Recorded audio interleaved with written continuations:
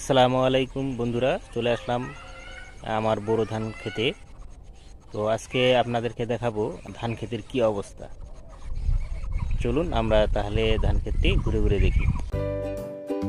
দেখতে দেখতে আমার বোরো ধান ক্ষেতের চারাগুলো অনেক বড় হয়ে গেল।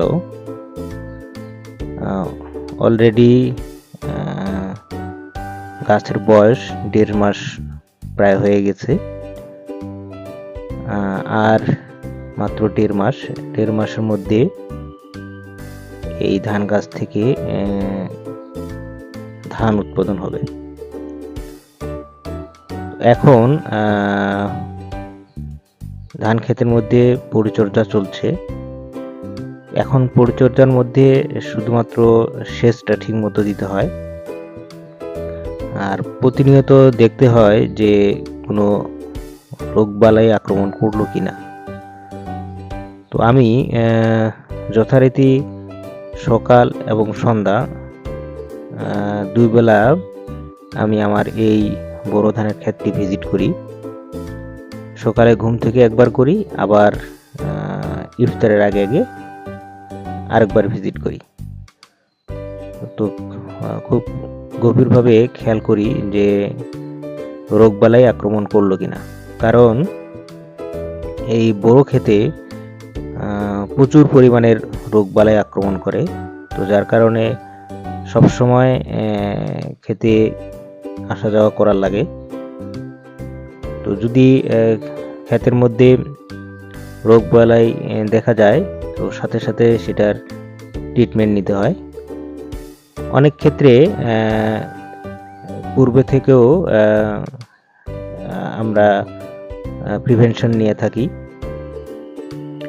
কিছু কিছু মেডিসিন আছে যেগুলো রোগবালাই আক্রমণ করার আগেই প্রয়োগ করতে হয়। তো কিছু কিছু মেডিসিন আমি অলরেডি প্রয়োগ করে ফেলছি, সামনে আরও করতে হবে। মানে ঈদের পরে আরও কীটনাশক স্প্রে করতে হবে, মানে পচন রোগের জন্য। এরপরে ফুল যখন আসবে তখন ফুল যাতে ঝরে না যায়, সেই সময় আর একটা স্প্রে করতে হবে। আর এর মধ্যে ইউরিয়া সার ছিটাতে হবে।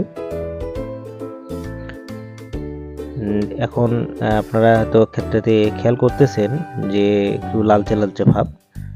যদি ইউরিয়া সারটা আমি প্রয়োগ করে দিই, তাহলে এই লালচে লালচে ভাবটা আর থাকবে না। তো ঈদের পরে ইনশাল্লাহ